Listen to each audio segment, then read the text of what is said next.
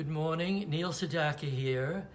I thought as a change, instead of singing, I would tell you a little bit about my career and acknowledge the people who helped me come from Neil Sedaka the person to Neil Sedaka the singer-songwriter performer.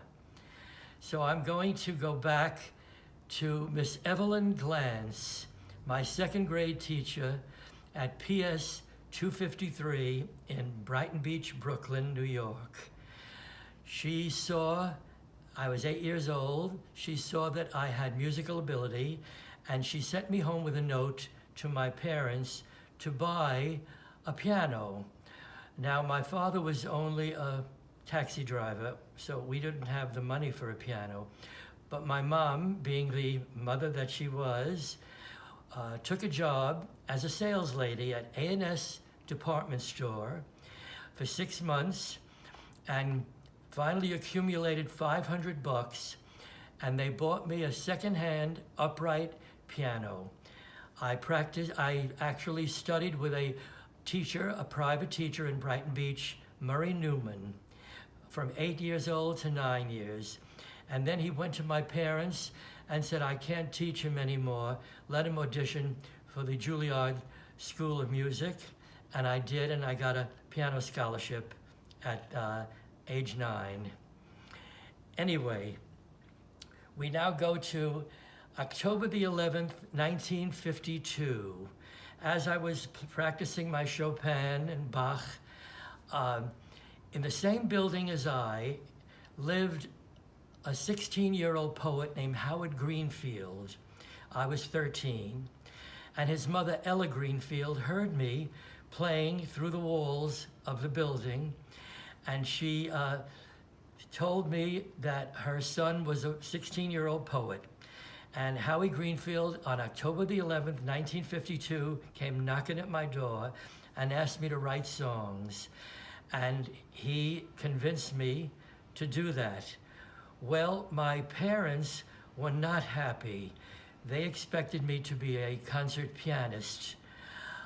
But after some of the royalties came in, I bought my mother a mink stole, which was the big thing in those days.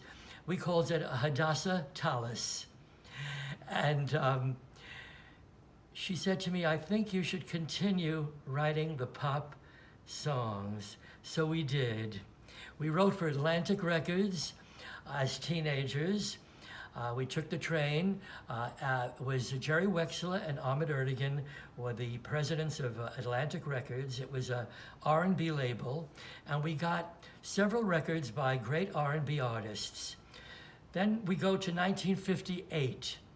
After a time, I met a guy, friend of mine from school, named Mort Schumann, who became a great writer, by the way.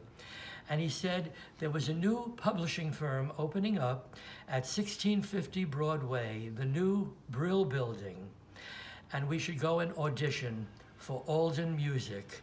Al Nevins and Don Kirshner, they were the publishers. They were in business for about a week. We knocked at the door, and they said, oh, we're in conference. Could you come back in a few hours? I think the conference was how to pay their rent because they were just starting from scratch. Anyway, we came back. I played a few songs.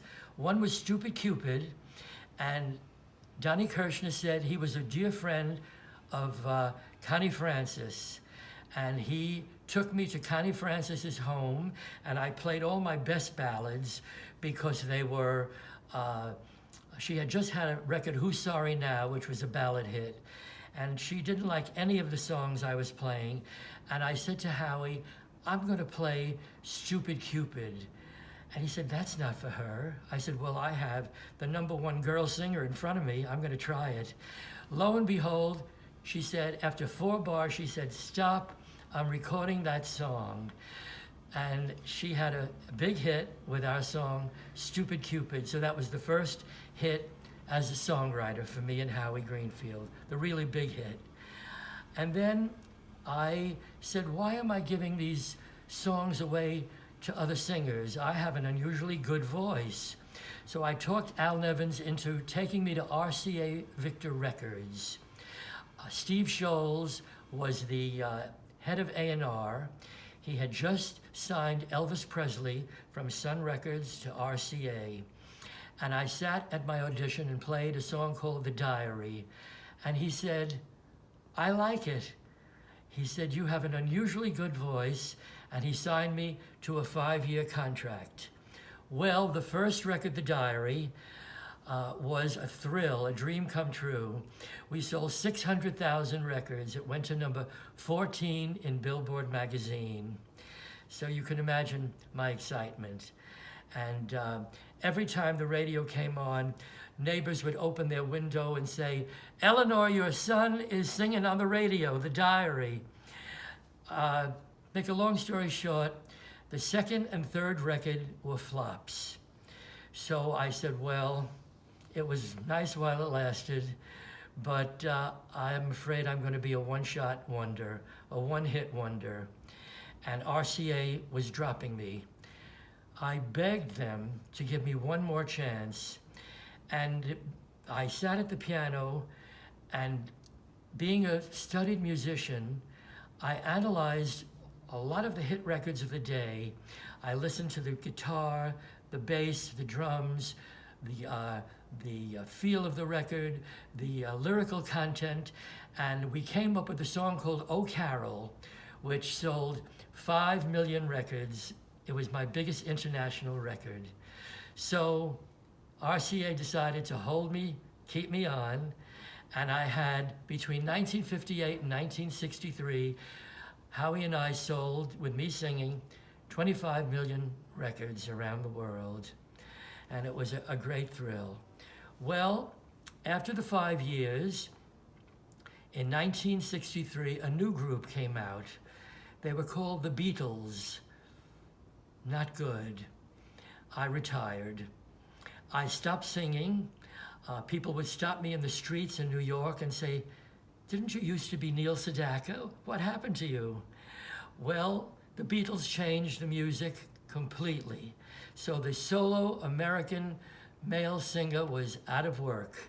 And I had records, I wrote for songs for other artists, Tom Jones, The Fifth Dimension, Peggy Lee, Andy Williams, Johnny Mathis, but it's not the same as being on the stage singing my own songs. And I found a new lyricist. As good as Howie Greenfield was, it was the time of the singer-songwriter. Carole King, my old friend, Gordon Lightfoot, Joni Mitchell, Cat Stevens, and I found a new lyricist called Phil Cody who painted pictures and had a lot of metaphors. And I started writing with a new lyricist, Phil Cody, and the first couple of songs we wrote were Laughter in the Rain and Solitaire.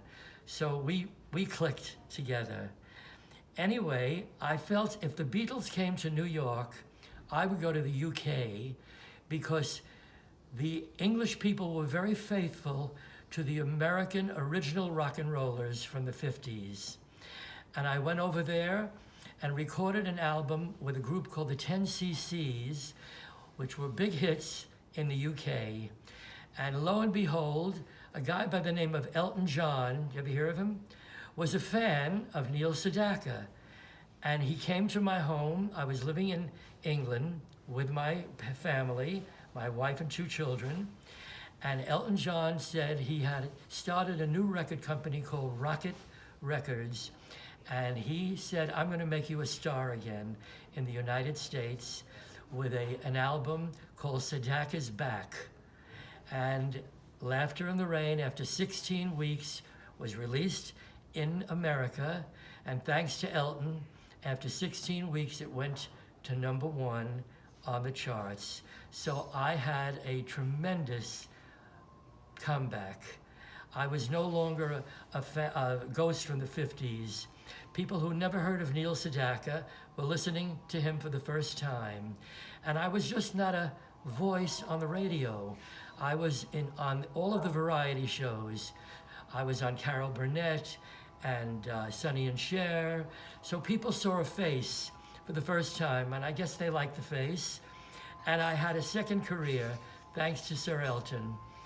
So from then it went on, and I recorded 50 studio albums since then and played all over the world. I was the first American rock and roller to go to many foreign countries, singing in 5 different languages.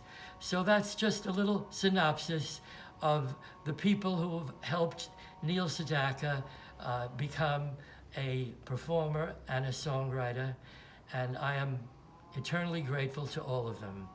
So we'll see you tomorrow, and we'll sing some more. Love you.